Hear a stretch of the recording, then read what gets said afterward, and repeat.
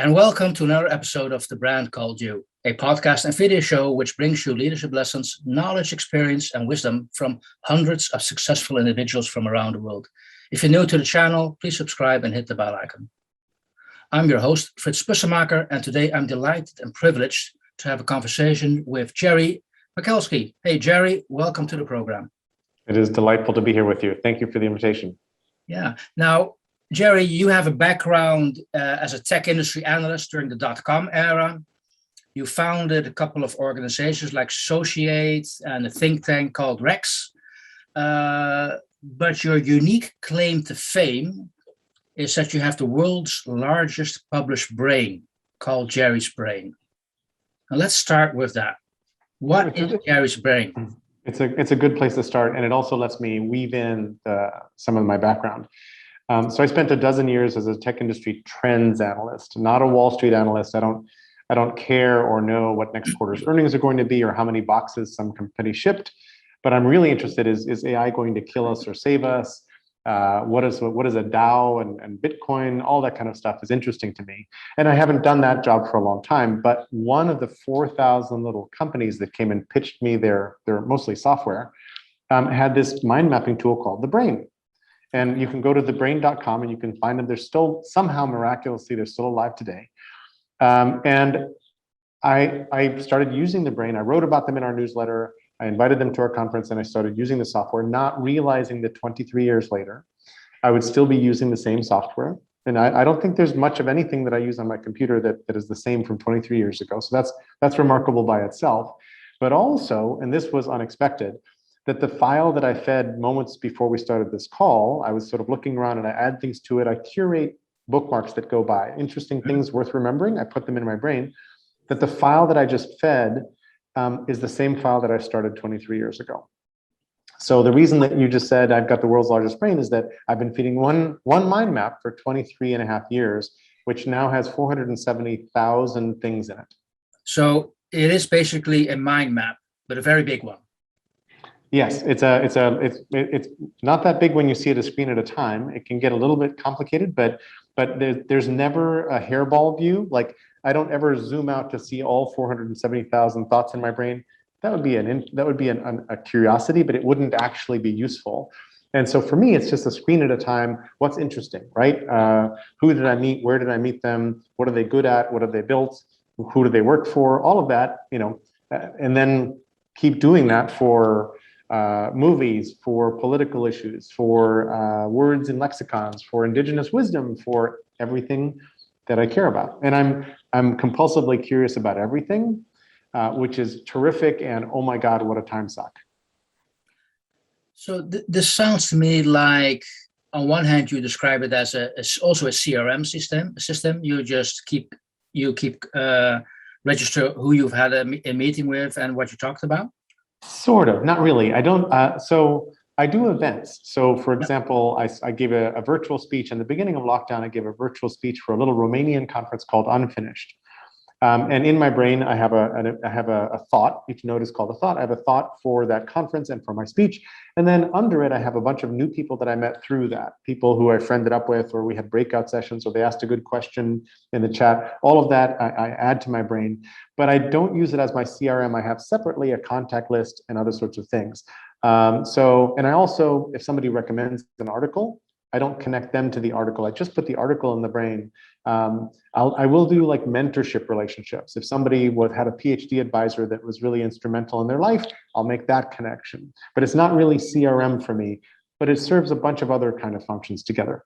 Okay, got it. Now, sounds how tedious. How much time a day do you spend on putting the data in?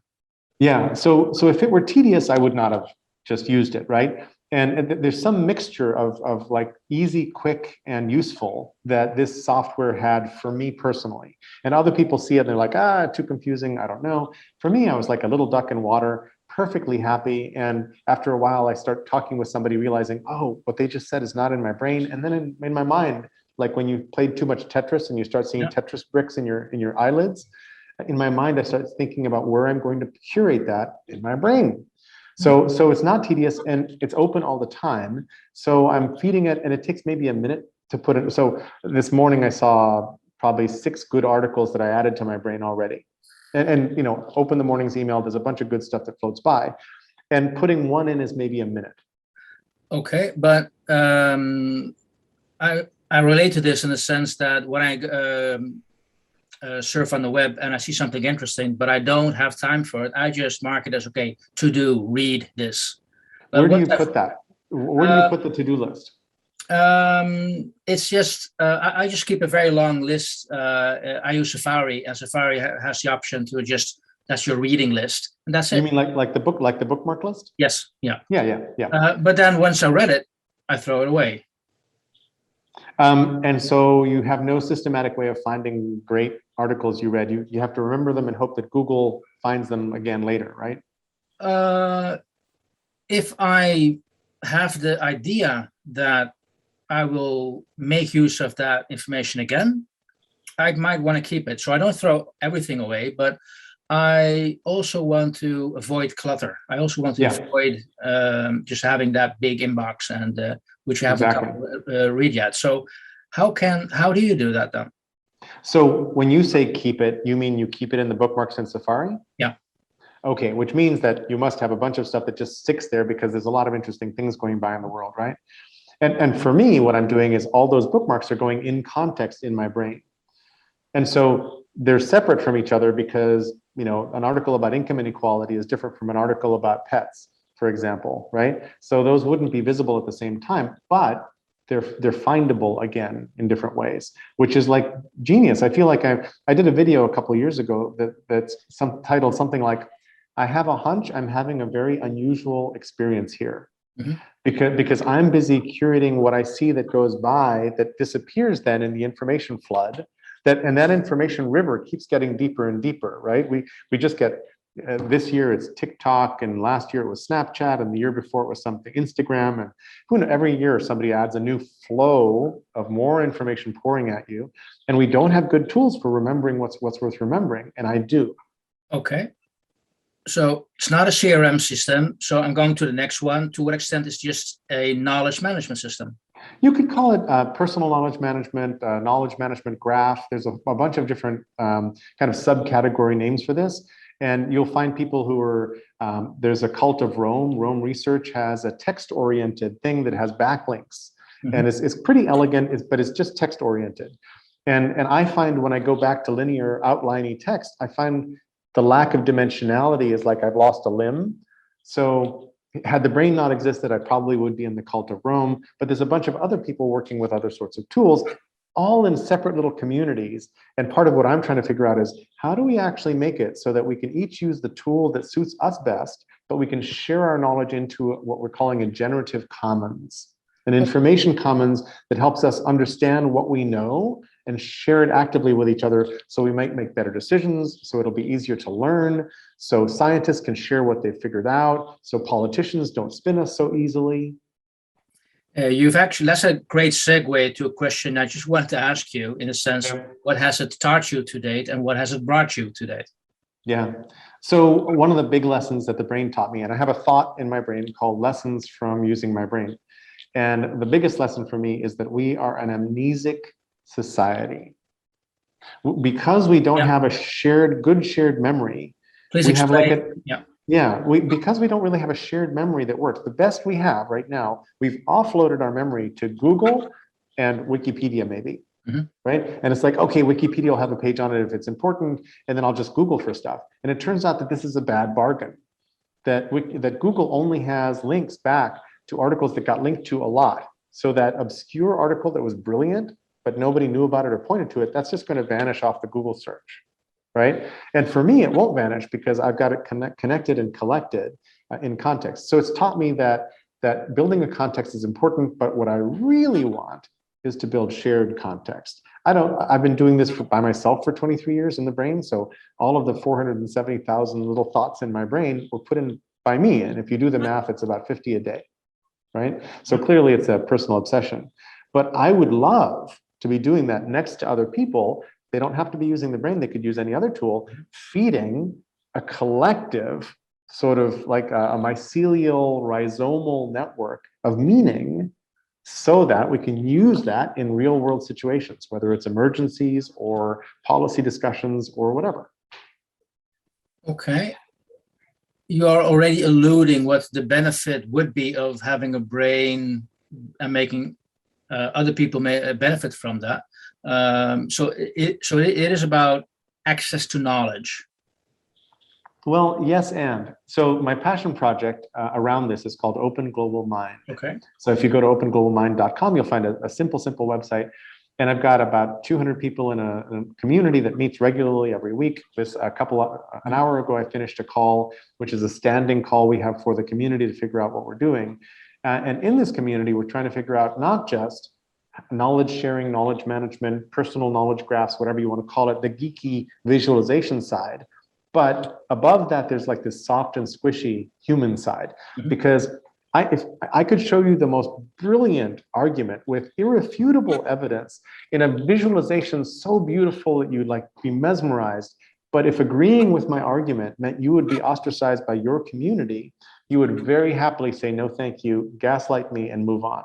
And that's what's happening in the world right now. We're having tremendous trouble making decisions as a society, as a civilization, as a nation, as a party, as a district even, because we're so divided against each other and we've lost trust. So the squishy part on top is all about trust, vulnerability, presencing, connecting with the other, without which all this other stuff is kind of worthless and meaningless. So this technology, as far as you're concerned, is going to help with the squishy stuff. So I can show you in my brain things I believe and why I believe them. And then we can slowly go through that and pick them apart. And you can say, oh, I totally agree with you on this. Or I really just, no, you're wrong. And then we can put the thing that we're wrong about in the middle of our conversation somehow. And then say, let's ask a couple other people's opinions. Let's set up an experiment. Let's figure out what question would satisfy both of us about this issue. And maybe one of us changes our mind a bit and moves toward the other. Yeah, but wouldn't that also mean that if, for instance, we would have an argument and you say, okay, let's go to the brain, your brain, and look at all the data which is in there.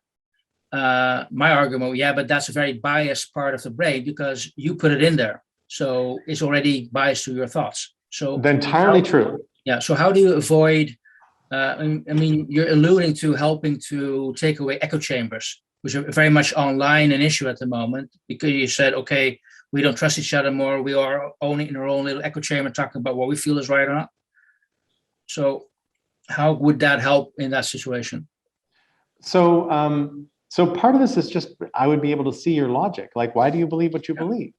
Mm-hmm. Which is useful. Like if you have to articulate why you believe something. And one of the things I do is I try to articulate the other side's argument. I think this is called steel manning or something like that. It's like, and not a straw man. I think it's steel manning. It's basically figure out the best argument against your own logic and then model that, right? And so in my brain, I've had several conversations over the last year or so during pandemic times, right?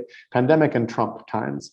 And I've had several really interesting conversations that were written where I took apart the writing and put it in my brain as each sentence was its own separate thought, connected back into that particular claim. And then evidence to the contrary, what else is it? And I think if we can slow things down in that way, we can begin to hear each other a little better, because even the effort to articulate the other person's point of view is a way of bridging the divide. When the other person starts feeling like they've been heard, even if there's a disagreement, but if they feel like they've been heard, that helps a lot. I agree with you. If you have made that connection on that level, that helps. But you're still assuming that people will listen to reason, that the logic is going to be accepted. So not necessarily. I'm saying that without a heart connection or some degree of trust or vulnerability or identifying with the other, the logic stuff really doesn't matter so much. And in fact, there's a thought in my brain, there's a note in my brain called emotion and membership trump reason most of the time. Mm-hmm. Most of the time. So you can be as logical as you want. And one of the things that people are saying is in trying to convince people to take the coronavirus vaccine, for example, logical arguments don't really help, right? You've got to go to some other place. Yeah, exactly. You've got to go to some other place. In fact, in many cases, logical arguments just reinforce the other person's stubbornness in their beliefs. So does that mean you also store a lot of illogical data in there just to provide people with an opportunity? So if crazy ass arguments like Venezuela hijacked an Italian satellite to hack the voting systems in America during the like if crazy ass theories are illogical, then yes, because I'm putting stuff like that in my brain so I can catalog it, so I can respectfully say, yep, I notice that you said that, and here's the 5 reasons why it's like impossible or bogus or whatever. But let's keep talking. Okay, now great.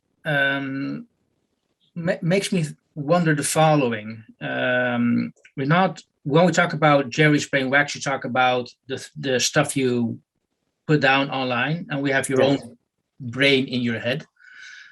To what extent does your, I'll say brain number one, the brain in your head, suffer from the fact that you have delegated everything to a system?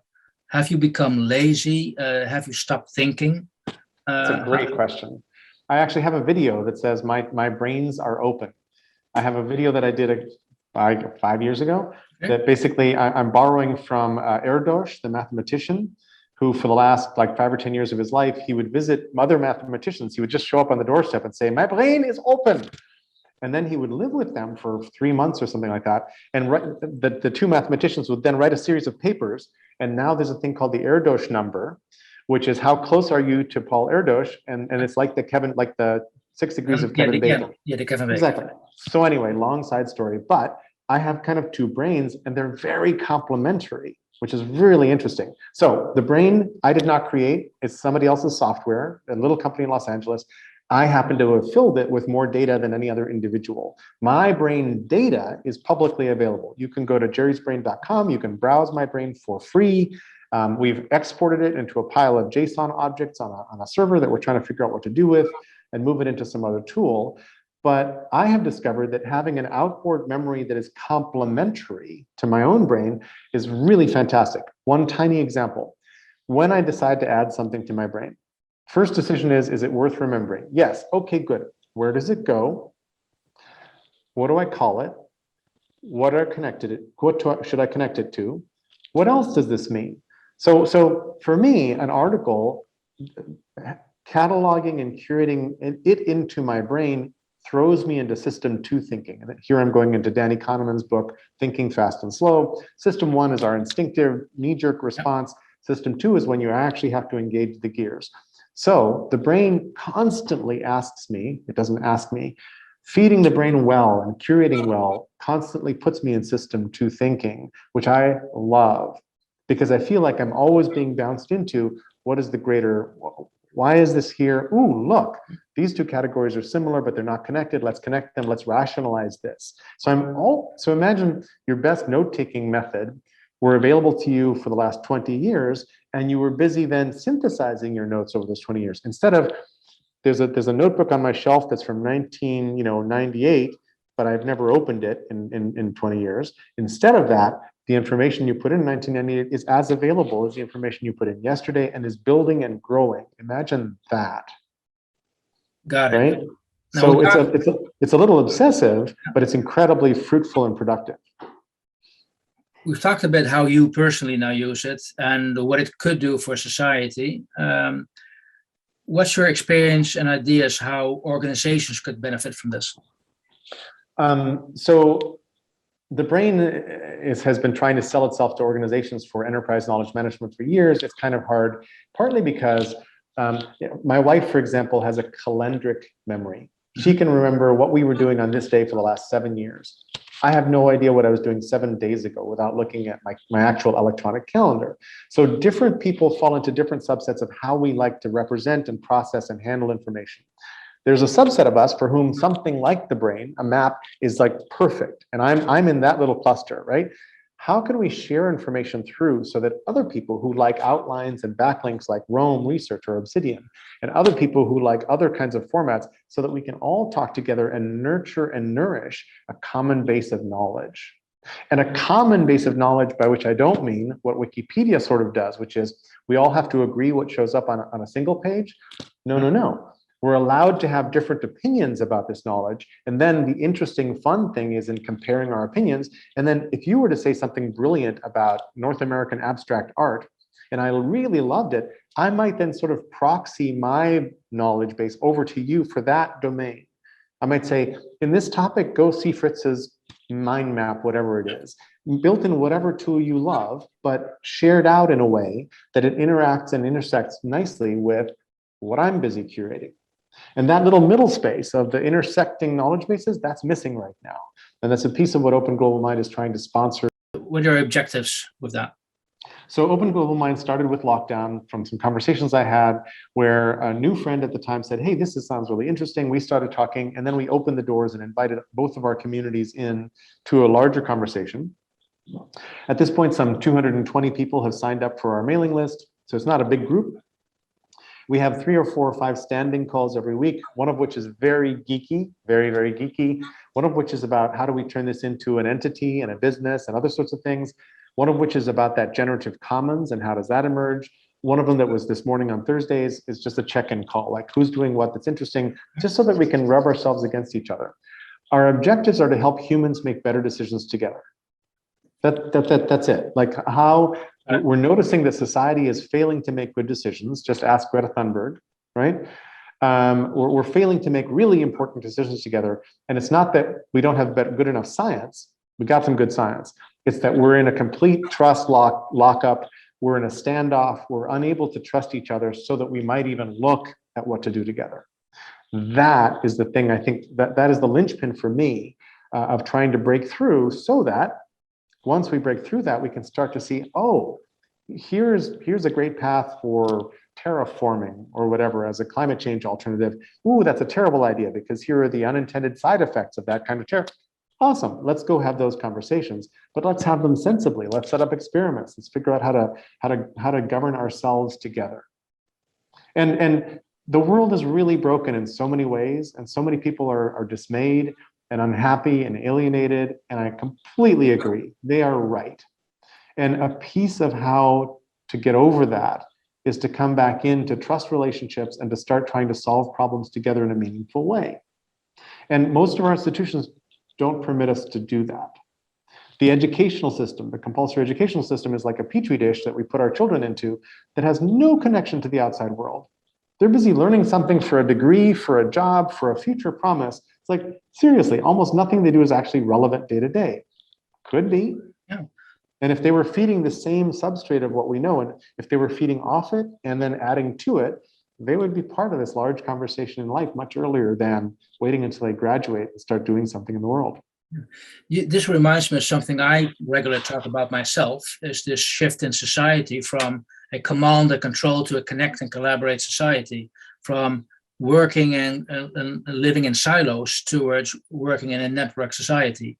And it seems like what I take away from this is that you're developing a solution with the Open Global Mind to provide that network with a common knowledge system, a common narrative, or shared or collective, that we can actually start to make the right decisions where everybody benefits from. Yes, and we're also trying to pioneer what life might be like in the next economy. Yeah. Meaning, if we think information ought to be shared mostly, there's some private information that's either personally private or whatever, corporate private, that needs to be protected. But most everything ought to be shared if we can. So then if you're not selling access to information, what is your business model? And so part of what we're pioneering is, hey, there's a whole bunch of new roles of people who are busy curating information, facilitating meetings, doing a bunch of other things. What do those things look like as a way of making a living while feeding this common substrate of what we know, right? So and then in the middle of all this, a friend of mine a month ago asked, so is OGM a DAO? Are we a distributed autonomous corporation? Like, I don't know, but that's a really interesting question. And the whole DWeb, decentralized web movement, fits nicely under what we're thinking about. So we're making all these interesting kind of decisions and conversations about which of these parts fit well, how might they work together in this new environment that turns things very much upside down from command and control to collaborate and connect very, very much. And I think we're trying to be an example of how that might actually work. And by the way, there's a whole bunch of other communities out there doing exactly that. We would like to be a bit of a unifying force across those communities so that we don't all have to repeat all the experiments individually, right? When one group has tested a platform and figured out what its flaws are, like, let's all figure that out and let's make the platform better, or let's jump to the next better platform together and see how this works. Yeah, I think we're in this transition period that we've grown up in a world where we look at what sets us apart. How can you be king of the empire? To a shift, what do we have in common? How can we complement each other? But that's not seen as success yet. So exactly. we really need to.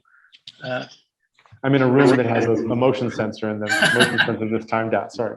Okay, so that room doesn't have a brain of itself to realize you're there, and it needs to keep a light on. My body is apparently not warm enough or moving enough to make it realize I'm here. Okay.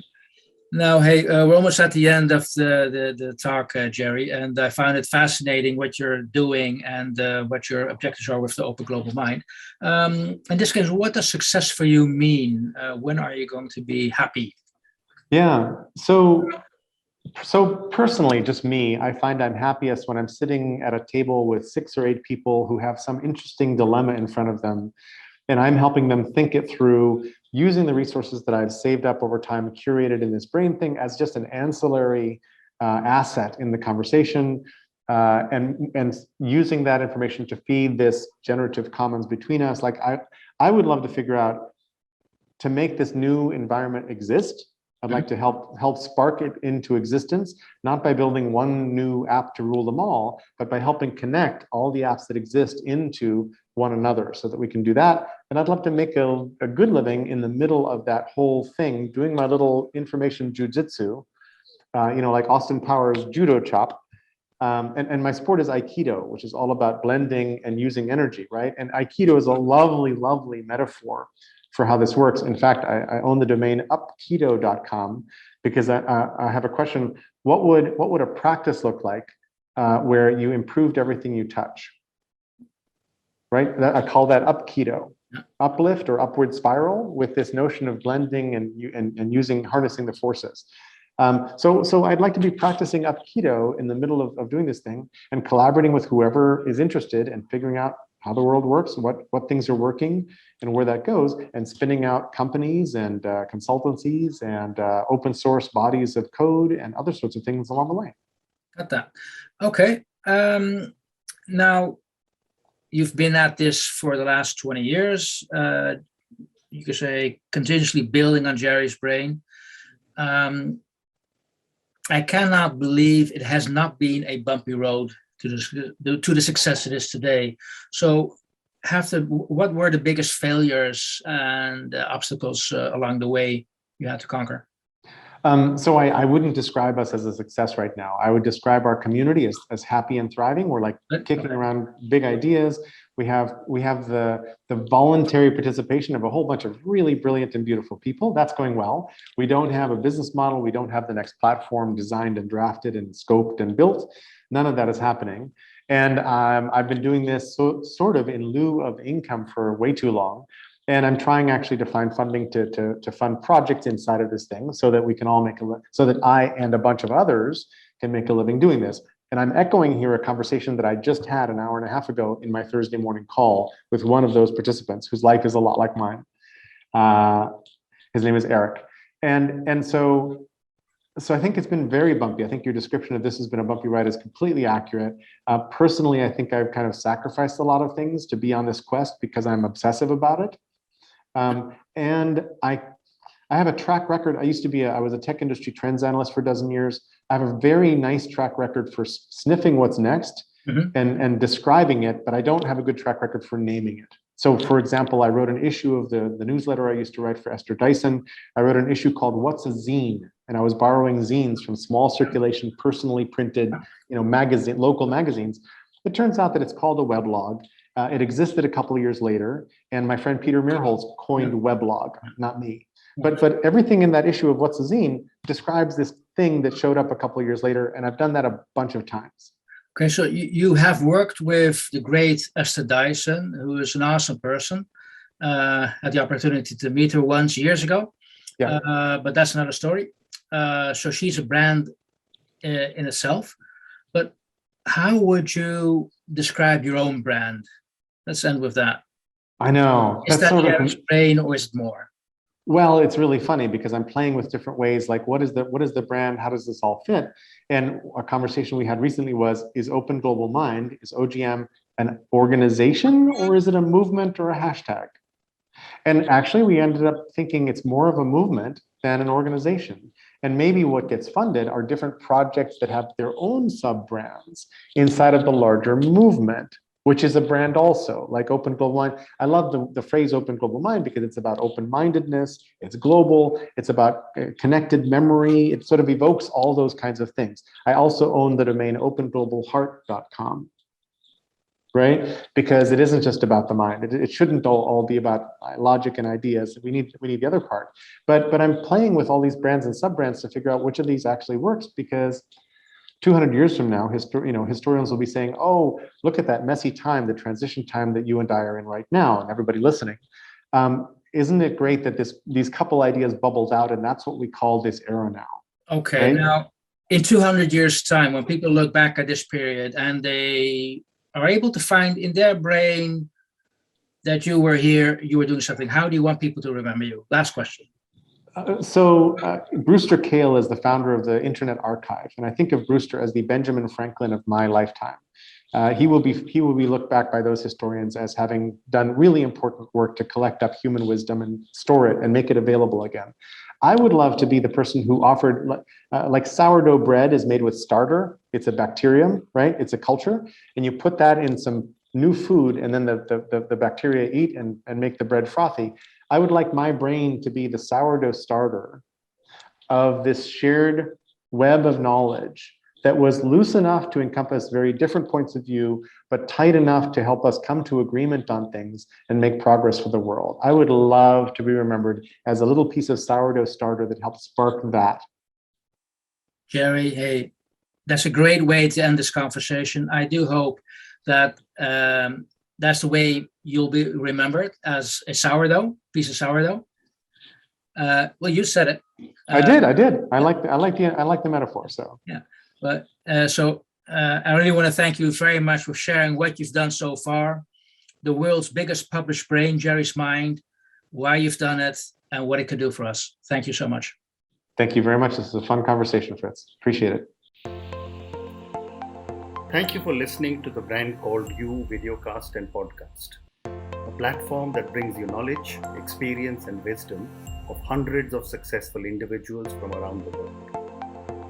Do visit our website www.tbcy.in to watch and listen to the stories of many more individuals.